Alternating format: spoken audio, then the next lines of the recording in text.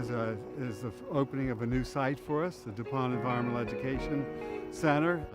We're extremely excited about this opportunity because in order to further work with the populations that we want to work with, like the Metropolitan Wilmington Urban League, City Parks and Recreation, Latin American Community Center, and others, to more effectively work with those groups. We've been working with them for years. We have to be where they are, and that's what's exciting about being here. And to have a facility like this is just unprecedented. I don't think there's anything like this in the country, and to have a marsh and river resource like this in which to educate is just fantastic.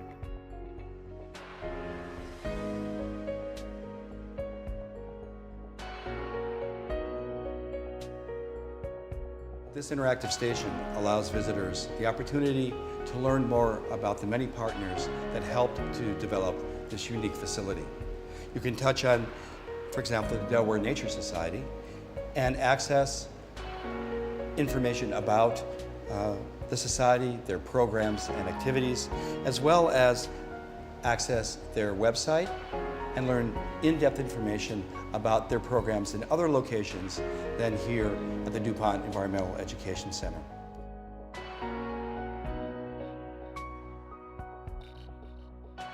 This is a great opportunity for the city of Wilmington.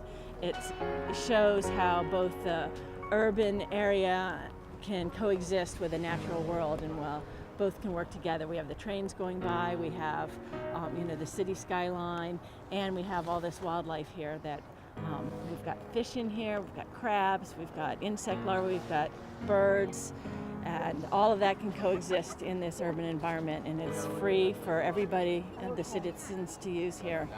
We do lots of education programs, free education programs for kids, for adults, for everybody. We have lecture series educating people about the environment.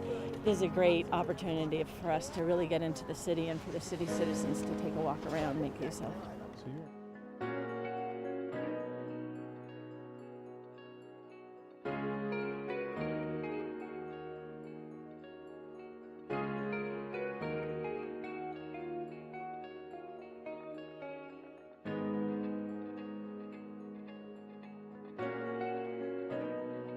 We work with programs at the Delaware Nature Society for 1.5-year-olds through seasoned adults at 5 different sites.